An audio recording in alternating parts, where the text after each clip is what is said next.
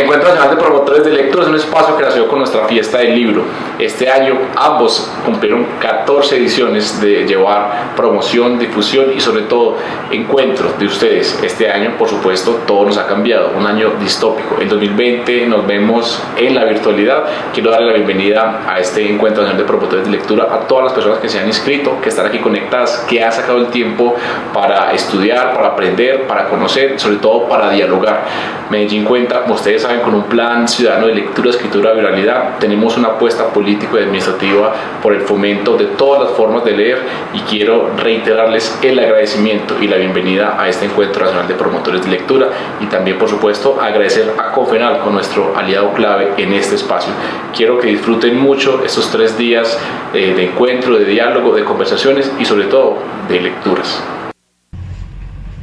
Bueno, muy buenos días a todos. Quiero saludarlos a todos los participantes en este Encuentro Nacional de Promotores de Lectura, un evento que ya se acerca a los 14 años, 14 eventos de este tipo desarrollando en alianza entre el municipio de Medellín y Confenalco Antioquia. Un evento que en esta oportunidad, tiene como tema central esa relación entre la práctica digital y el ser humano y su incidencia o su relación directa en la lectura, la escritura, la oralidad de las personas, cómo se relacionan estas cosas, si se facilita esta práctica o se obstaculiza.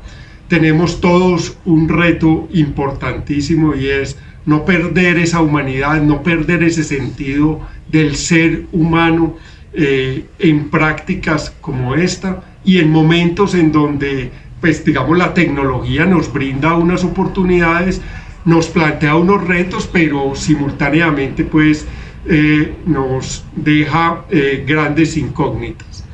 Para los mediadores de la lectura, para los maestros, para los bibliotecarios, para todos los familiares, tíos, abuelos, primos, hermanos y demás.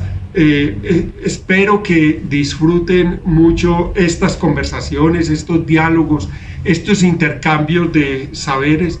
Es necesario mantener un nivel reflexivo sobre lo que nos está sucediendo y, como decía ahora, la incidencia de esta virtualidad y este mundo digital en estos conceptos.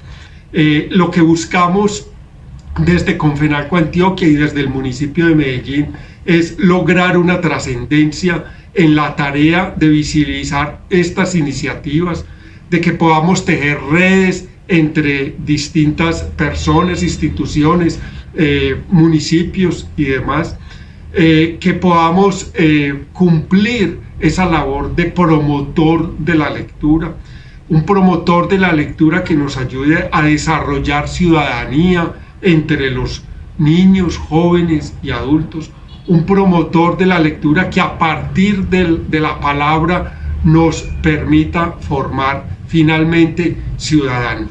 Señores, les quiero dar la bienvenida, les quiero dar el agradecimiento por su dedicación, por su apoyo, por estar aquí, por conectarse aquí con este tema, estas preguntas, estas inquietudes que nos están movilizando tanto. Les dejo la invitación para que entreguemos aquí todo nuestro interés, toda nuestra participación y todo nuestro compromiso. Les mando un abrazo y les deseo muchos éxitos en esa bella labor de la promoción de la lectura. Que estén muy bien.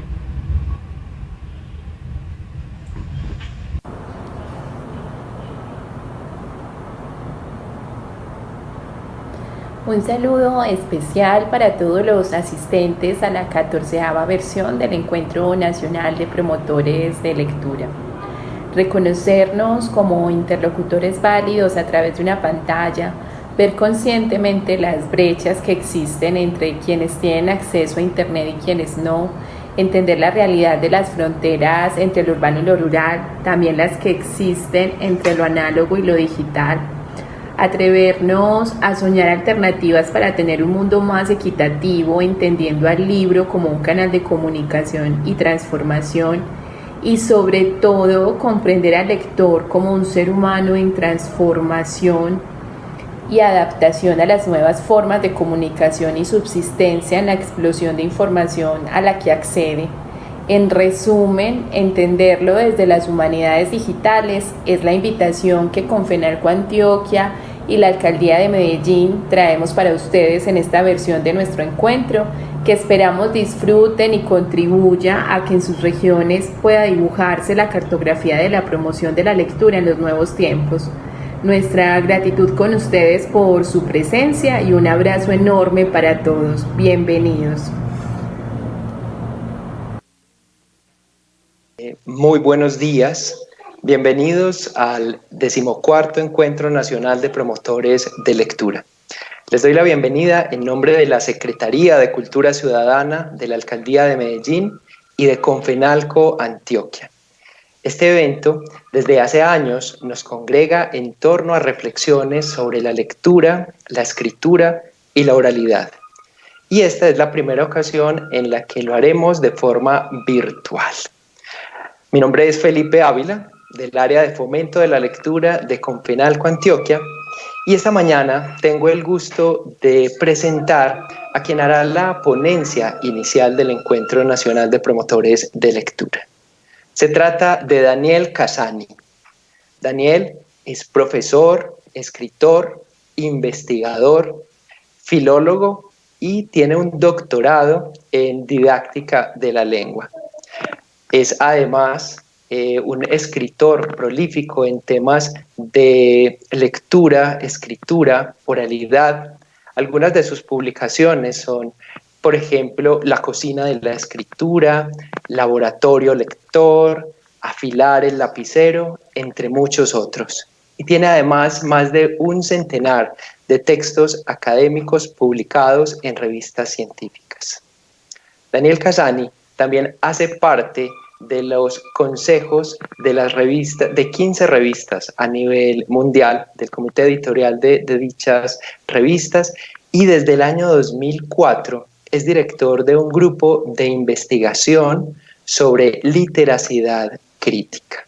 Estamos muy felices de poder contar con Daniel Casani para abrir este 14º Encuentro Nacional de Promotores de Lectura.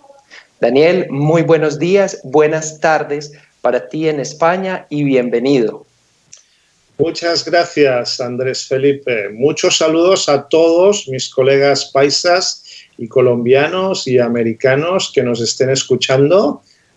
Les saludo desde Barcelona, desde mi casa, y espero pues poder contribuir a este encuentro con una bonita conferencia que les pueda interesar y que les explique de algún modo algunas de las particularidades de la lectura y de la escritura en esta época tan terrible que nos toca compartir.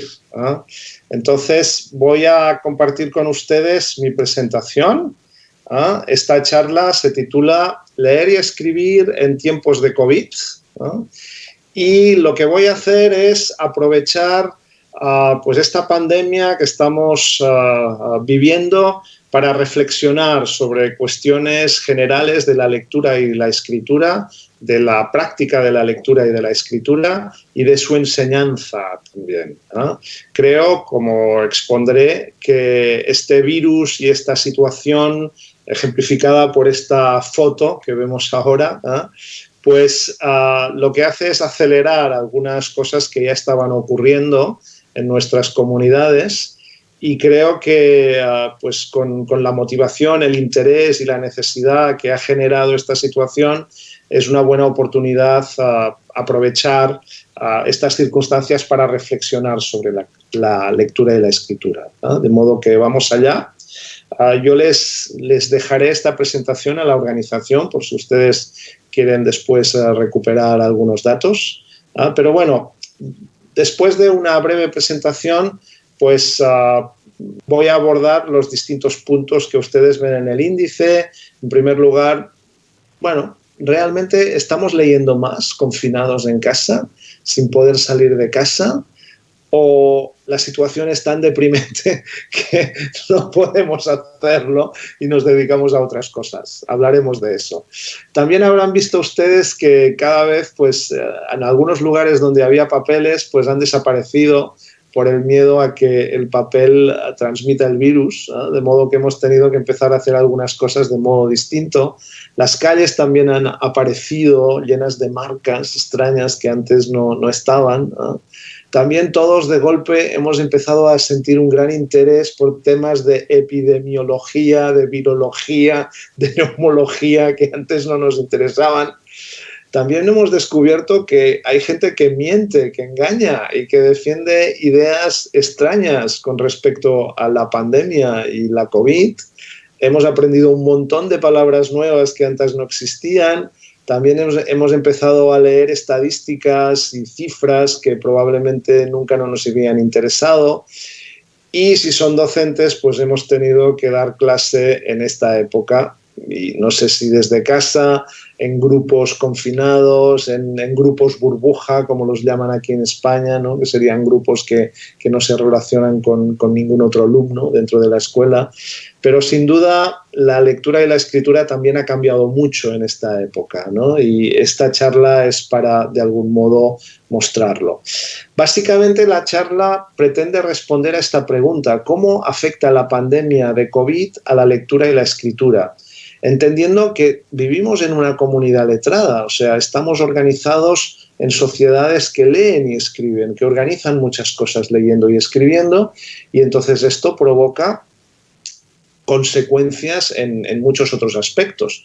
Por ejemplo, una de las noticias de la televisión española estos 2 días es que el servicio para pedir las prestaciones por ERTOs, por suspensión de trabajo que ofrece el gobierno, pues han quedado colapsadas, porque la ciudadanía tenemos que solicitarlas escribiendo y leyendo en la web, y las webs han quedado colapsadas. Entonces hay un gran escándalo al respecto de esta situación en momentos muy difíciles en que hay personas pues, que no pueden trabajar y que necesitan estas ayudas, ¿eh? Entonces, para responder a esta pregunta de si leemos hoy más que ayer o no, si leemos del mismo modo, si escribimos igual, si la educación ha quedado afectada, pues me voy a basar en este artículo que ustedes ven en la presentación a la izquierda, que se llama Letrismo en la época de la COVID-19. Es un artículo extenso que publiqué en septiembre en una web mexicana que se titula Jardín LAC, Lectura, Arte y Conversación, y que es un foro abierto totalmente y gratuito en el que se presentan distintas reflexiones sobre la lectura y la escritura y que les invito a consultar. Entonces, bueno, realmente leemos más ahora que estamos confinados, que no podemos hacer tantas cosas, que están cerrados como mínimo en España o en Barcelona los cines, los teatros, muchos museos, etcétera.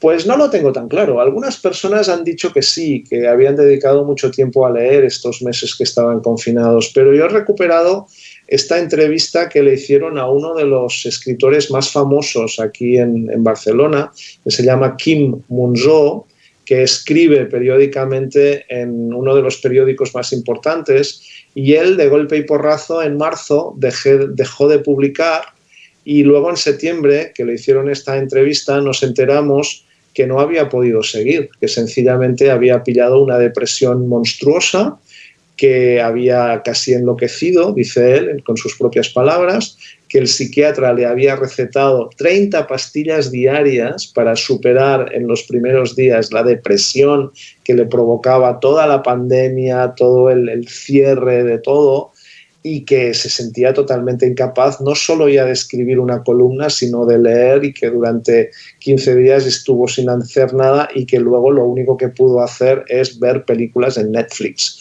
o ver series en Netflix que no exijan pensar mucho, ¿no? De modo que, bueno, pues la situación, aunque no nos afecte mucho, pues es como muy terrible e inevitablemente nos afecta psicológicamente, y la lectura requiere pues una cierta paz, una cierta dedicación y un cierto espíritu tranquilo que pues algunos no podemos tener en estas circunstancias, sin lugar a dudas, ¿eh? Pero pueden haber otras personas que sí, que pues no se sienten tan afectadas y que puedan de algún modo dedicar más tiempo a la lectura. No conozco estadísticas al respecto, pero no parece que se hayan vendido más libros, por ejemplo, en esta época. Otra situación que ya he mencionado es esta que ustedes ven en estas fotos, ¿no? Si ustedes van a un restaurante en España en estos momentos o a un bar, en el caso que estén abiertos, porque en muchas ciudades están cerradas, ¿eh? Pues encontrarán lo que ustedes ven aquí en esta foto de la izquierda, que yo creo que es la plaza de Salamanca, ¿eh? La plaza principal de Salamanca, en la que ven ustedes que en la terraza pues ya no hay cartas de papel, sino que hay un código QR, ¿eh? Entonces en el código QR con tu móvil, pues como ven en la foto de abajo, pues entras en una página web y allí está pues toda la carta y el menú de comida, de alimentos, etcétera, ¿no? Esto ocurre igual con una exposición, en la foto que ven ustedes aquí a la derecha, o en el teatro. También han desaparecido los programas de mano, las informaciones en papel, los tickets también han desaparecido, el dinero de papel también se está sustituyendo por el plástico, ¿no? Y todo pues para evitar que pueda transmitir virus, ¿no? Y entonces, claro, es igual leer y escribir en estos contextos. Pues no es igual. Quizá lo que estemos leyendo sea lo mismo. O sea, la carta no ha cambiado por el hecho de virtualizarse en los restaurantes o los programas de los museos, los planos de los museos, no han cambiado. Pero evidentemente, si tú tienes que leer en un móvil pequeño, tienes que ir a buscar este documento a partir del código QR, tienes que hacer el esfuerzo mental de imaginarte que lo que estás leyendo es lo que vas a utilizar en este espacio físico, y también tienes que moverte por la pantallita usando el scroll, ¿no? Yendo arriba y abajo. Tienes que abrir distintas pestañas y es muy complicado realmente. Por ejemplo, yo que tengo alguna alergia alimentaria y que necesito consultar los ingredientes de los platos, pues es una auténtica tortura. Es mucho más difícil elegir un menú en estas circunstancias que con un papel, ¿no? Entonces esto claramente no es gratuito y agrava claramente las posibilidades de acceso a la información que tenemos las personas, y probablemente habrá grupos de personas que no puedan participar en estas actividades de lectura porque no saben cómo funciona un código QR o porque tienen muchas dificultades para reconstruir el contexto de comprensión, ¿no? Otra cosa que ha ido cambiando, me imagino que ustedes lo tendrán igual también en su ciudad o en el lugar donde viven, sobre todo si viven en una gran metrópolis, si viven pues en Medellín o en Bogotá o en Cartagena de Indias, en lugares donde hay una alta densidad, es que pues la calle y el espacio público ha aparecido mucho más codificado de lo que estaba antes, ¿no? Entonces en la calle pues te encuentras pues unos indicadores, por ejemplo en las tiendas, como ven ustedes en esta foto que les estoy indicando ahora, con unas flechitas para marcar por dónde tienes que pasar. Hay como indicadores de que tienes que pararte aquí, tienes que mantener la distancia social, dónde te puedes sentar y dónde no, en un restaurante, dónde te ubicas en el ascensor, por ejemplo, o en un lugar para sentarte, o qué baños puedes utilizar.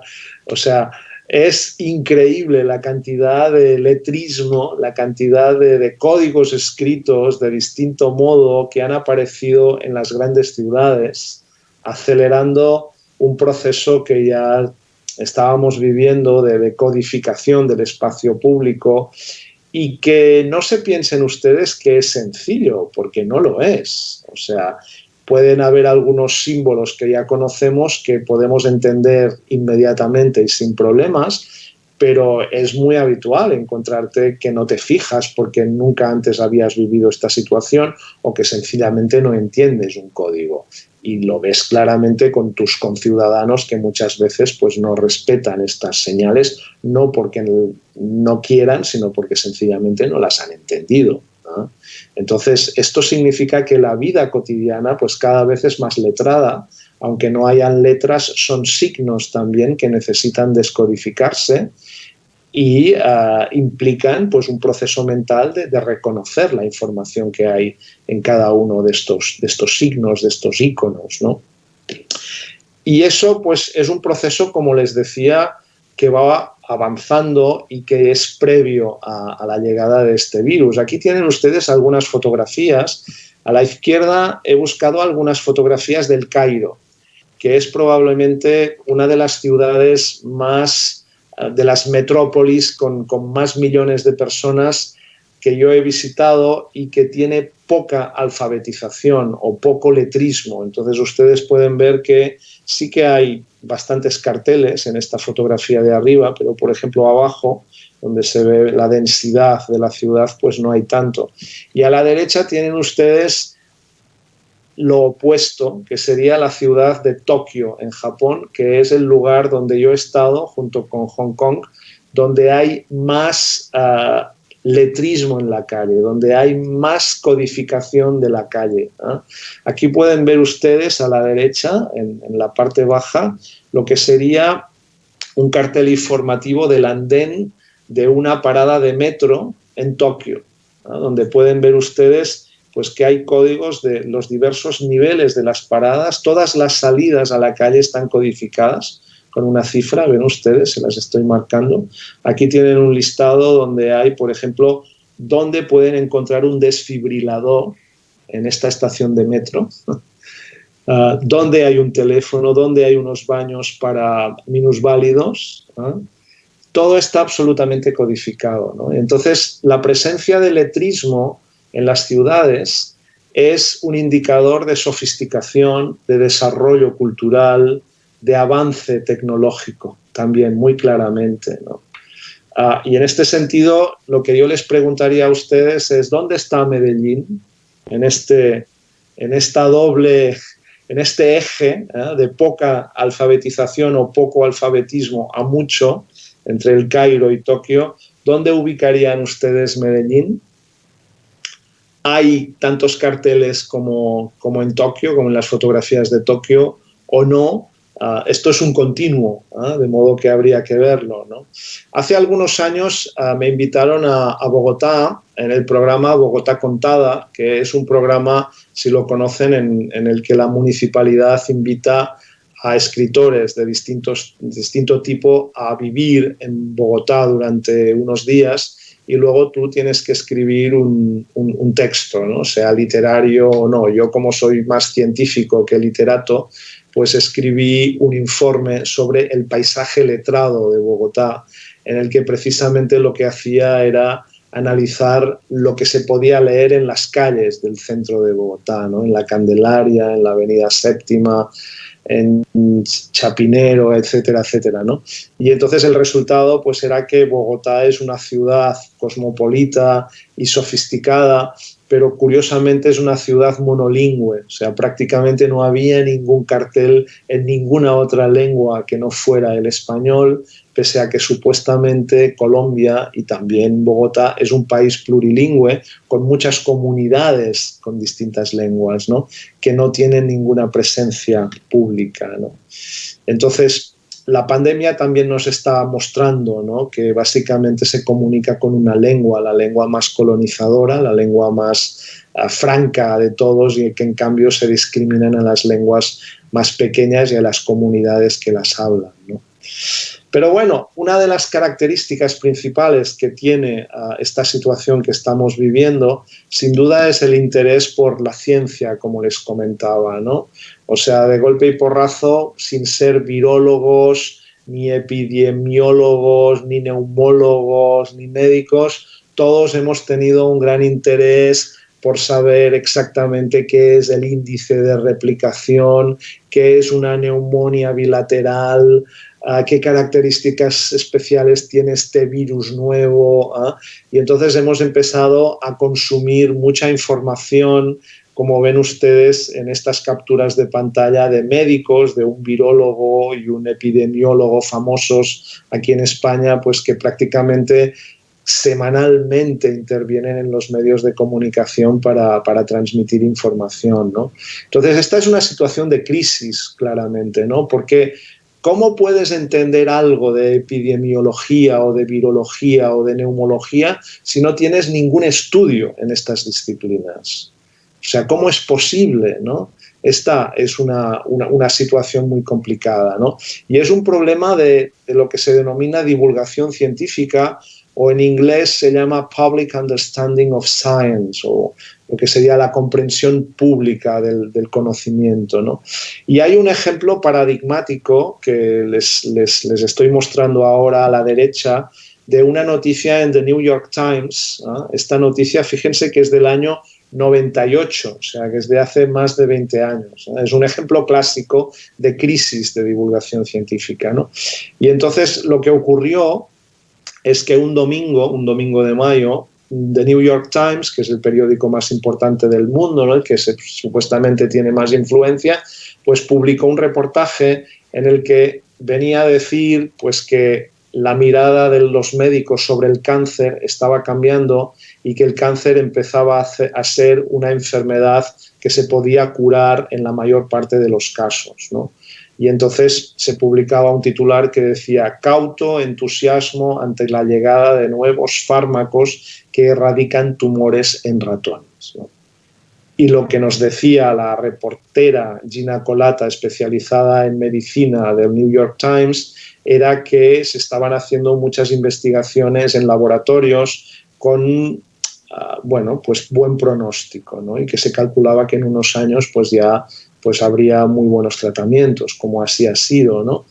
¿Qué ocurrió? Pues el lunes siguiente, el 4 de mayo de 1998, la centralita telefónica de New York Times quedó colapsada de gente que pedía, por favor, que suplicaba el teléfono de Gina Kolata y de los médicos que aparecían citados en el reportaje, porque tenían familiares enfermos de cáncer y querían que se les tratara con estos medicamentos, ¿no?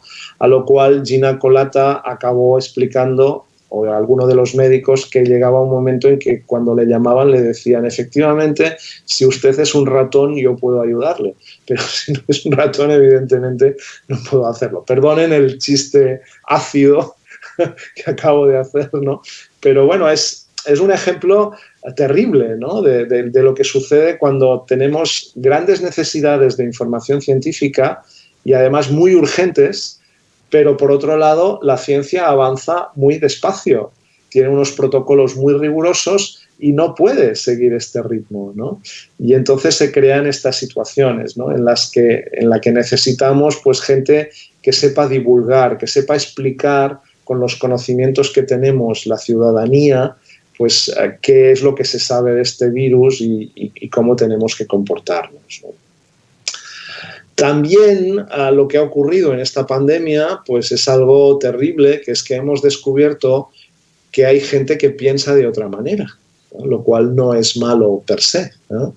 Pero en concreto hemos descubierto que había personas que defendían que este virus no existe, que es un invento, ¿no? Ustedes habrán escuchado pues el bulo, ¿no?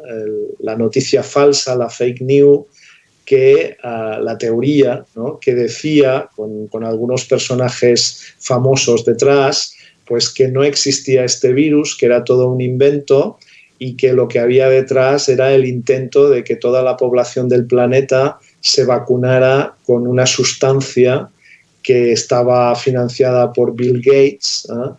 Y que lo que haría sería inocularnos una especie de partícula por la que perderíamos el control de nosotros mismos. O sea, es increíble la teoría y la conspiratoria y totalmente loca que se puede transmitir a partir de aquí, ¿no? Entonces, ante esta necesidad de tanta información, pues lo que sucede es que muchas personas aprovechan la situación para difundir sus ideas. Entonces tenemos muchos charlatanes, muchos vendedores de remedios caseros sin ningún fundamento científico, tenemos muchas personas necesitadas de escenario y de popularidad que se suben al carro y empiezan a lanzar teorías totalmente falsas sin ningún tipo de fundamento científico. Entonces esto es lo que hay que cuidar también en la educación de la lectura, porque evidentemente no todo lo escrito tiene la misma fiabilidad. Y en este sentido, pues una de las preocupaciones más grandes que tenemos hoy en día es lo que se llama la desinformación, que es precisamente la presencia en un contexto democrático de libre de expresión, pues de discursos totalmente falsos que buscan solo engañar a la audiencia y que no podemos prohibir porque gozamos de libertad de expresión, ¿no? Entonces esto claramente con la COVID se ha acelerado y ha provocado que, por ejemplo, pues haya dependencias específicas dedicadas a perseguir los bulos vinculadas con la COVID, los bulos de salud, ¿no? De modo que es un aspecto importante, como pueden ver ustedes en los gráficos que les estoy mostrando, en los ejemplos, ¿no? Donde hay maldita.es, si no la conocen, es una web muy importante española que identifica noticias falsas, ¿no? Y que, bueno, pues funciona muy bien, ¿no? Bueno, otro aspecto relevante es que estamos viendo cómo el lenguaje y la retórica pues acaban siendo las herramientas que se utilizan muchas veces para manipular y para engañar, ¿no? Entonces, la COVID nos ha traído pues un montón de palabras nuevas o de palabras que ya existían y que no conocíamos y que han empezado a utilizarse de una manera muy generalizada. Es interesante precisamente también esta situación para reflexionar sobre cómo funciona el lenguaje, ¿no? Sobre cómo la realidad cambia, surgen necesidades de denominar estas nuevas realidades y por eso se crean palabras nuevas, ¿eh? Y a partir de aquí también surge la necesidad de manipular, de engañar y de persuadir a partir de este lenguaje y también surgen retóricas y prácticas nuevas, ¿no? Entonces aquí les he traído un artículo que habla precisamente de las palabras nuevas que han llegado con la COVID y un afiche, un cartel muy famoso de la Federación Internacional de Bibliotecas del mundo que explica cuáles son los criterios fundamentales para identificar las noticias falsas, ¿no? Que es muy, muy importante, ¿no? Yo creo que otra cosa que también hemos descubierto con la COVID es que hemos empezado a leer más cifras, ¿no?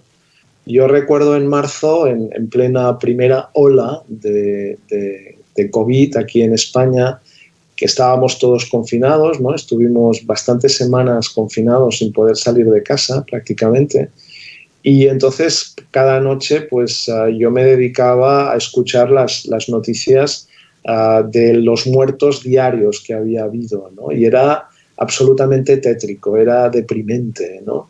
Y entonces empezabas a compararlos entre países, ¿no? Y decías, bueno, pues en Francia están así, en Alemania están así, ¿no? Y claro, luego empezabas a leer y te contaban que, claro, que la manera de contar los muertos o los afectados o los hospitalizados en los países de la Unión Europea pues no era igual, y que en Francia, por ejemplo, las personas que fallecían en su casa, pues aunque hubieran fallecido de COVID, no formaban parte de las estadísticas. En Alemania no siempre tenían toda la información actualizada de todos los lands, de todas las regiones, ¿no? Y entonces llegabas a la conclusión que las cifras que estabas viendo no eran correctas o no eran fiables, ¿no?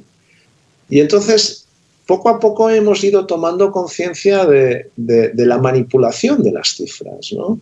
Por ejemplo, ahora en España hay una controversia precisamente respecto a si la Comunidad de Madrid, que tiene un gobierno de un color, y el gobierno español, que tiene otro color político, pues están utilizando cifras veraces o no.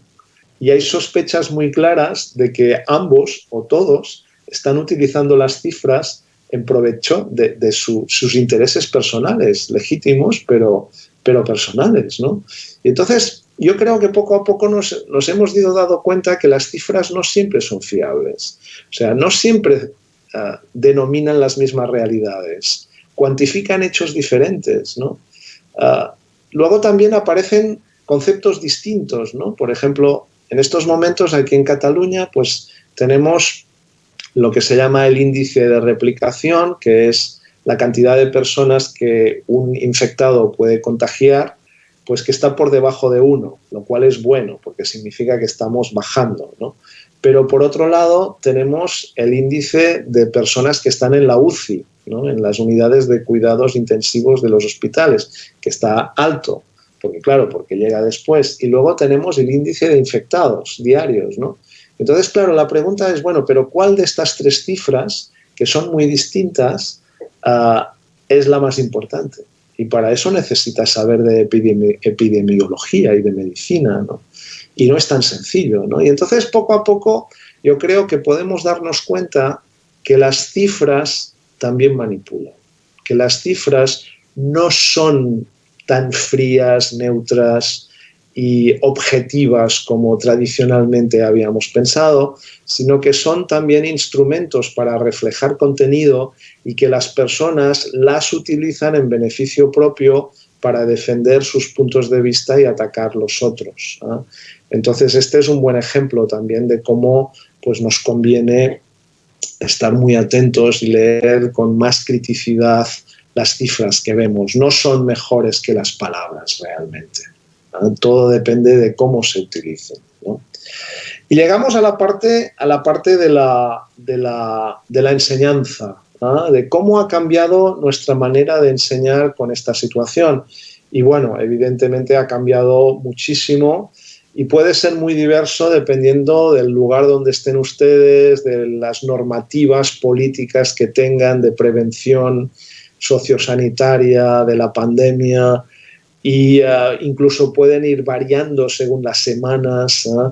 Aquí les he seleccionado algunas fotografías para ver distintas situaciones, ¿eh? Entonces, esta primera que ven ustedes a la izquierda, que estoy marcando ahora, es una fotografía de una escuela madrileña actual, más o menos, donde pueden ver ustedes que se hacen clases presenciales, pero que los alumnos están muy separados, que mantienen la distancia social de 2 metros, 1,5 metros, ¿eh? Que todos están con la mascarilla, ¿no? Pueden ver, con las dificultades que esto implica, ¿no? De poder comunicarte, etcétera, etcétera. Y aquí ustedes pueden ver una reunión de mayo de este año con mis estudiantes de formación de profesorado. Entonces estábamos todos confinados y la única posibilidad de educación era a través pues de, esto era, creo que fue un Meet, ¿no? Un Meet, un Zoom, un Skype, etcétera, ¿no? Aquí en la derecha tienen otra cosa que es la fotografía de arriba es de otra época, o sea, antes de la COVID, pero la sala es la misma que ven abajo, aquí. Y ustedes pueden ver cómo hay algunos alumnos presenciales con mascarilla y luego hay otros que están en su casa y están conectados por videoconferencia, ¿no?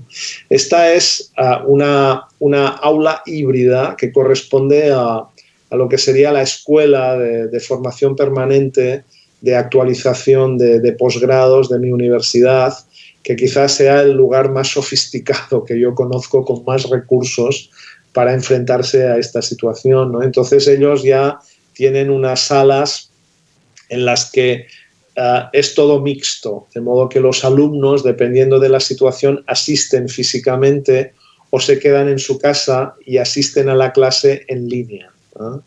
Y entonces el aula pues tiene espacios físicos para ocupar, como ven ustedes aquí, pero también tiene unas pantallas muy grandes donde se proyectan los estudiantes desde su casa.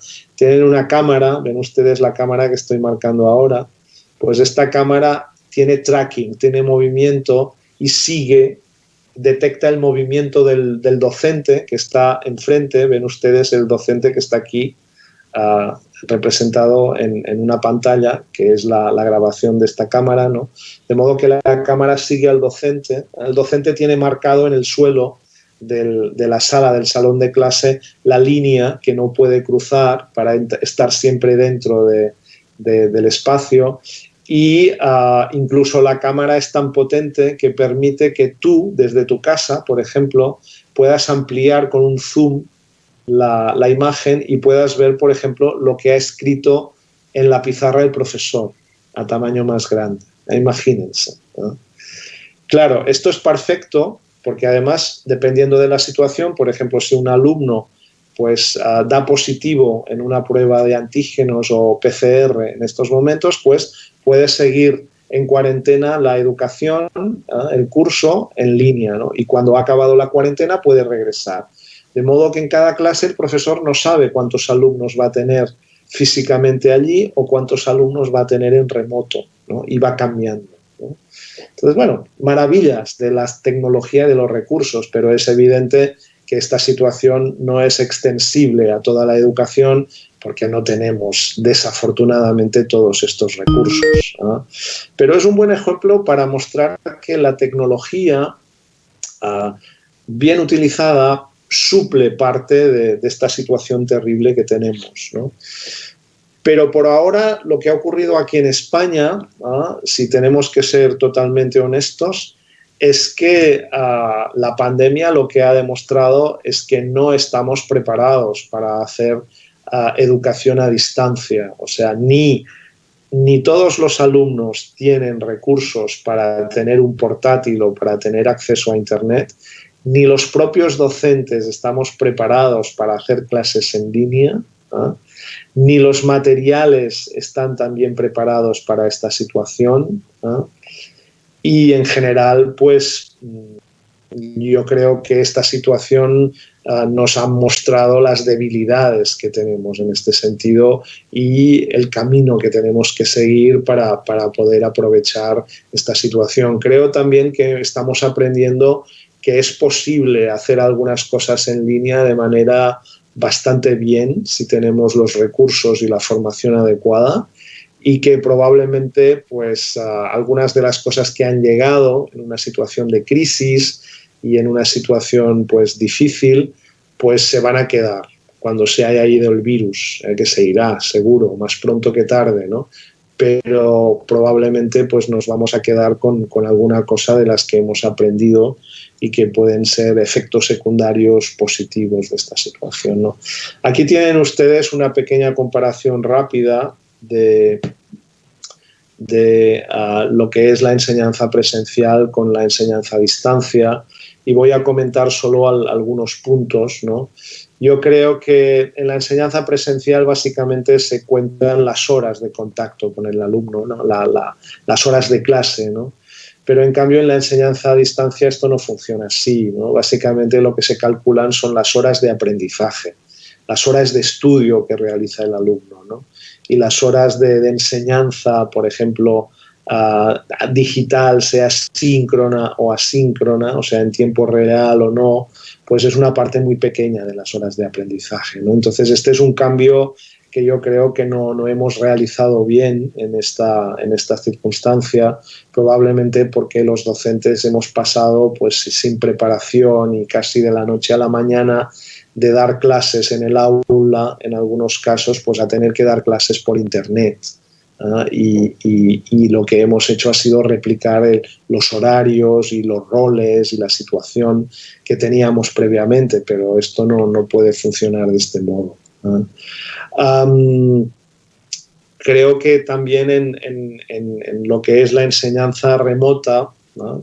Bueno, después lo explicaré, en la enseñanza remota se está abusando mucho de la magistralidad, ¿no? Porque quizá es lo más fácil cuando se está trabajando a distancia, que sencillamente empezar a hablar por Skype o por Meet y tener a los alumnos escuchando allí, pero esto si ya es muy difícil en el cara a cara, imagínense a distancia, o sea, a distancia 2 o 3 horas de pantalla, de estar enganchado a la pantalla son insoportables, es muy difícil, ¿no? De modo que hay que buscar otro tipo de avances, ¿no?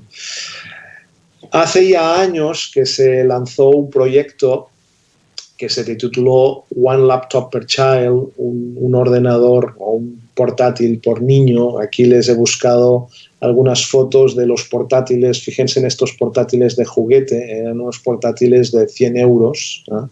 De $100, y se utilizó para digitalizar pues algunos centros, por ejemplo en África o en Asia o en Europa o en América, que podían tener alumnos vulnerables o escuelas de alta complejidad, etcétera, ¿no? Y bueno, era una muy buena idea, pero yo creo que los resultados no fueron muy buenos o no fueron tan buenos como se esperaba. Y lo que aprendimos de este proyecto es que el proceso de digitalización requiere de muchos años. O sea, puede ser muy costoso, pero posible comprar equipos para todos los alumnos de una escuela, poner cables y conexión wifi a todas las aulas para poder conectarse. Esto se puede hacer en poco tiempo, con cierto dinero, pero en cambio la mente de los alumnos y la mente de los profesores no cambia de la noche a la mañana. Y los estudios que se han hecho en este sentido nos dicen que se requieren 3 años como mínimo para poder desarrollar un cambio tecnológico de estas características. Probablemente la situación de la COVID pues nos ha permitido acelerar un poco por necesidad de esta situación, pero evidentemente necesitamos tiempo para digerir y para adaptarnos y para sacar el mejor provecho de esta situación, ¿no? Las herramientas nos facilitan algunos recursos. Por ejemplo, no sé si ustedes conocen Collaborate Plus. Es un sistema que permite, aquí ven ustedes una clase en catalán, con mis alumnos, y aquí ven ustedes, aquí me ven como profesor, lo ven, y aquí pueden ver cómo yo creé 4 grupos de trabajo, con los nombres de los alumnos ocultos, y que aquí ven pues uno de los grupos, en el que pueden ver pues los 4 alumnos que están trabajando juntos, ¿no? Claro, son alumnos que aspiran a ser profesores de secundaria, tienen 25 años, un poco más quizá, ¿no? Son adultos, están preparados, están formados, son responsables, ¿no? Entonces con ellos se puede trabajar en grupos en línea, ¿no? Pero con niños y sin esta formación es mucho más difícil, ¿no? También la tecnología nos ofrece muchos trucos. Por ejemplo, en las plataformas digitales se traquea, se graba todo el comportamiento de los alumnos, ¿no? De modo que nosotros con Big Data, con datos masivos, podemos saber exactamente pues cuántas veces ha entrado el alumno, cuántas veces ha realizado cada ejercicio, qué dedicación ha hecho a la actividad, y podemos ver, por ejemplo, con este estudiante A, pues toda la dedicación que ha hecho a un curso, ¿no?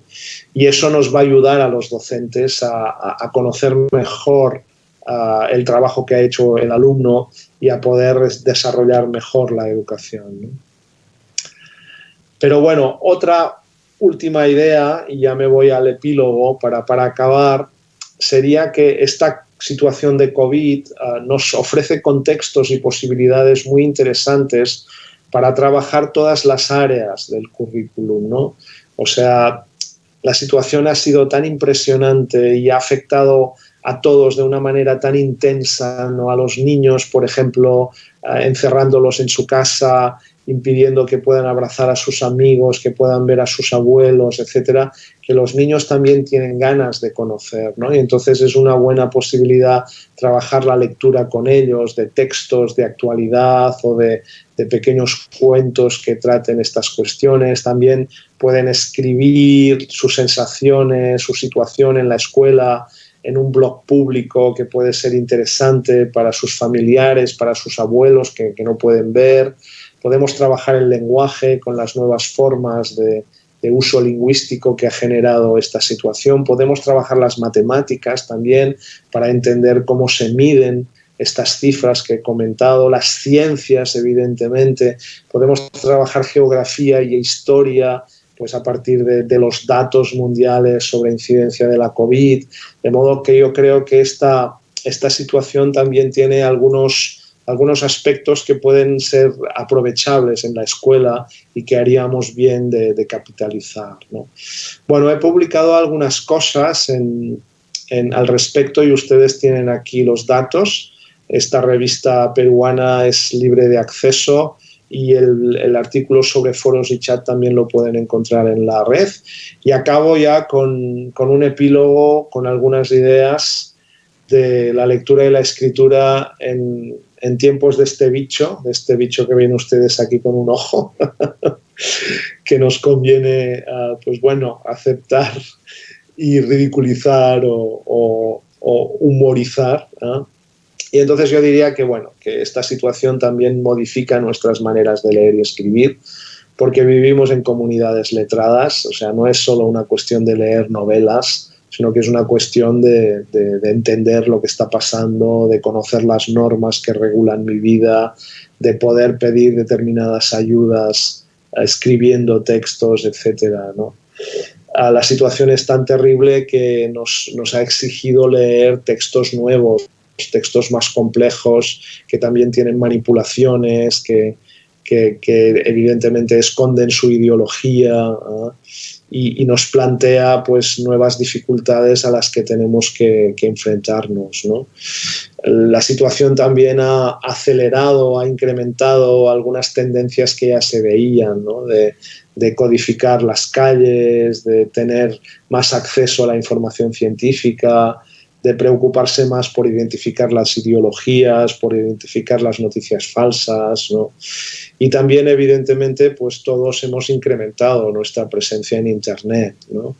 Algunos quizá ya estaban muy presentes, pero esto ha sido pues una gran oportunidad para descubrir las videocharlas como esta, los encuentros, etcétera, ¿no?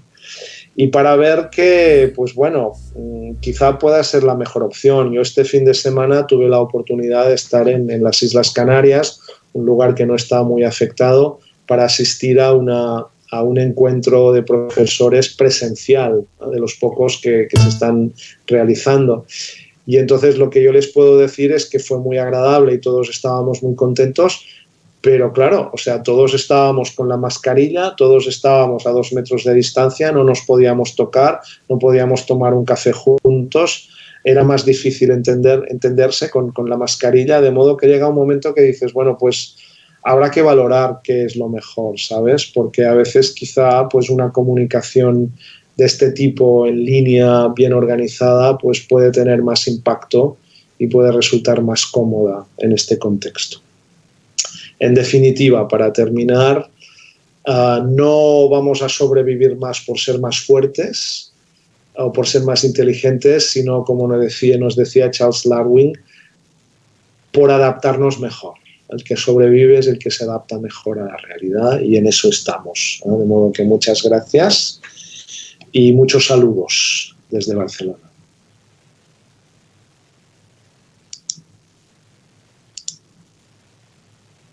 Daniel, de verdad, muchas gracias por tu ponencia. Si estás de acuerdo, pasamos entonces en este momento a un par de preguntas que queremos transmitirte, que ha hecho nuestro público a través del chat y que por razones de tiempo hemos priorizado pues algunas de ellas. Lo primero que queremos preguntarte, Daniel, es justamente cómo los lectores pueden diferenciar lo verdadero de lo falso cuando sabemos que los medios de comunicación sirven en muchos casos a intereses particulares. Bueno, pues es una pregunta compleja porque, en primer lugar, no está tan claro lo que es verdadero y lo que es falso. Normalmente las manipulaciones, las noticias falsas utilizan parte de la verdad para engañar mejor. Entonces, y además, puesto que cada vez la audiencia nos vamos acostumbrando a las noticias falsas, pues van buscando nuevas maneras de sorprendernos, ¿no? Nuevas maneras de confundirnos, de engañarnos, ¿no? Pero hay algunas indicaciones básicas, ¿no? Que son, pues, la primera es la de buscar siempre confirmación de la información que estamos leyendo, ¿no?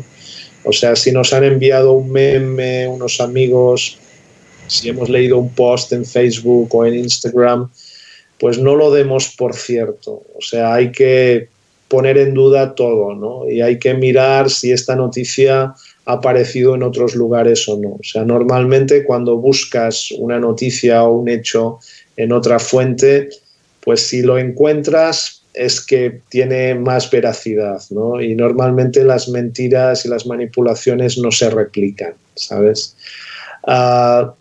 Otra idea es verificar la fuente, ¿no? Si es un periódico de calidad, si es una universidad prestigiosa, si es alguien conocido, ¿no? Normalmente los engaños no tienen autor, ¿no? Se presentan como informaciones sin autoría, anónimas, ocultas, ¿no?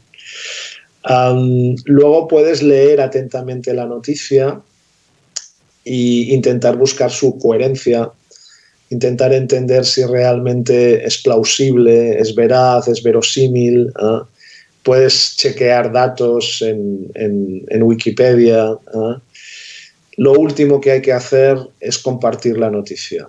O sea, lo último que hay que hacer es reenviarla a tu grupo de WhatsApp. Esto es lo que hay que evitar, porque así es como viven las falsedades. Muchas gracias, Daniel.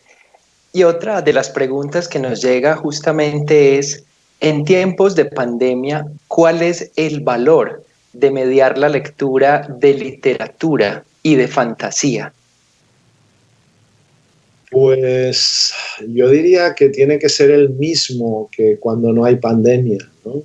Me gusta mucho la palabra mediar, creo que es una palabra muy adecuada, porque hace años el problema que teníamos era el acceso. O sea, la gente no leía porque no tenía libros, porque no podía acceder a los libros, porque éramos todos muy pobres culturalmente. O sea, en las casas había pocos libros, pocos documentos. Las casas más afortunadas podían tener una biblioteca, unos estantes de libros, ¿no?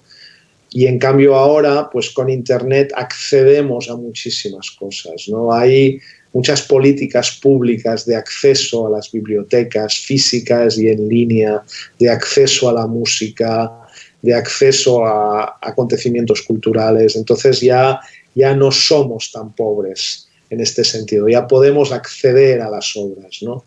Pero poder acceder no significa poder entender, poder comprender, poder darle significado.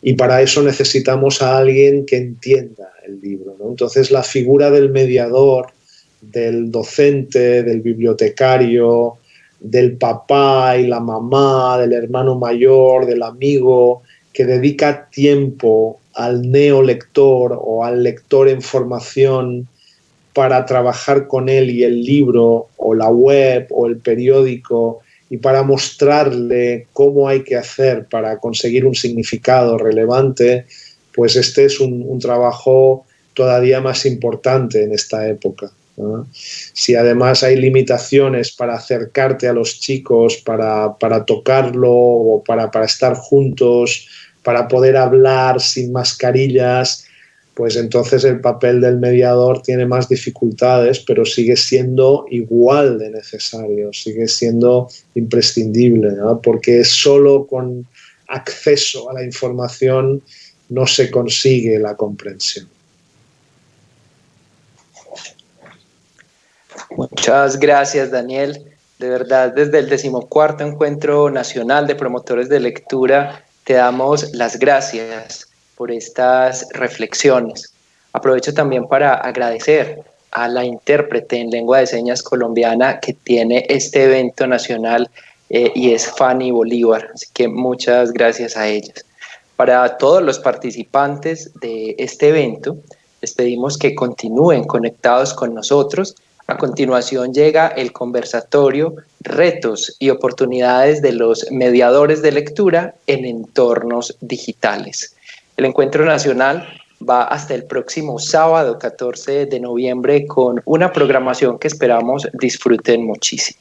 Así que Daniel, Fanny, todas las personas que están conectadas con nosotros, de verdad, muchas gracias. Esta fue la franja inaugural. Hasta pronto.